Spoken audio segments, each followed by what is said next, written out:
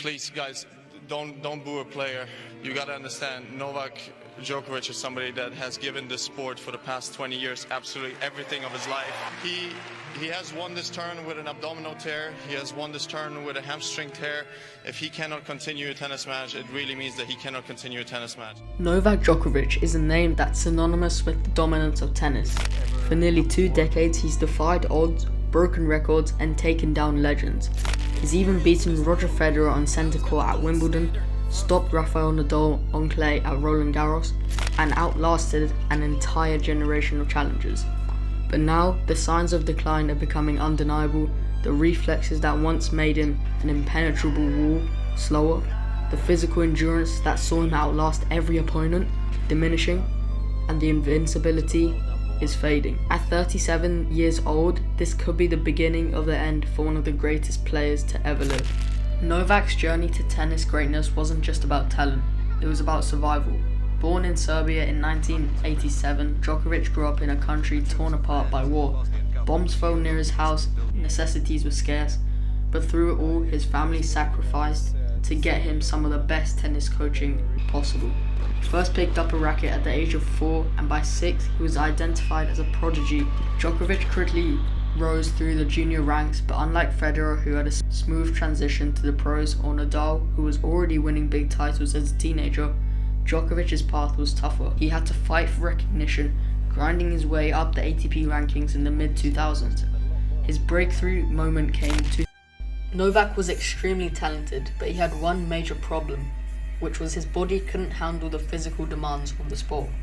Waiting all day to come out on the court is never easy. You know, the tension is building up. Every hour that passes, you feel more and more tense. And Djokovic wasn't just talented, he was methodical.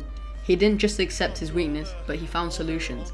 In 2010, he completely changed his diet, cutting out gluten and changing to an entire new approach to fitness. And the results were completely insane. It was 2011 and Djokovic had one of the most dominant seasons in tennis history. A 41-win match streak, 10 titles, including 3 Grand Slams, and a record-breaking 5 victories over Nadal in finals. He was no longer just a rival to Federer and Nadal, but he had finally surpassed them. But what's happening with Novak right now is something really weird, as he's been losing quite a lot of games, been knocked out of quite a lot of tournaments. And this isn't what we expected of Novak Djokovic, which is arguably one of the best players in history.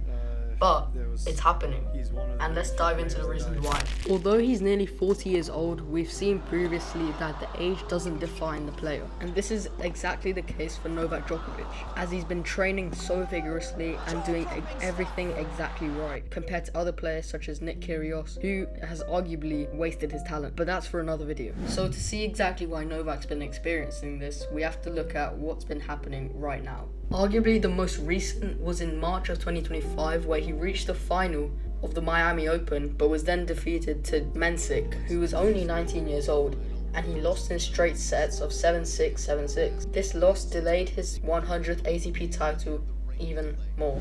Then at the beginning of the year in the Australian Open, during the semi-finals, he lost against Zverev after losing the first set, but then he had to retire due to a muscle tear, which is a rare instance of him retiring from a Grand Slam match, and we've barely ever seen this from him before. With the year already 4 months in, it seems that Novak's not going to have the greatest season, but from numerous other occasions we've seen him come back from this drought, and he might do that again this year. But he could skip minor tournaments to save energy and focus solely on the slams and maybe the Olympics. And he could also return to strict physical routines that got him through his toughest stretches.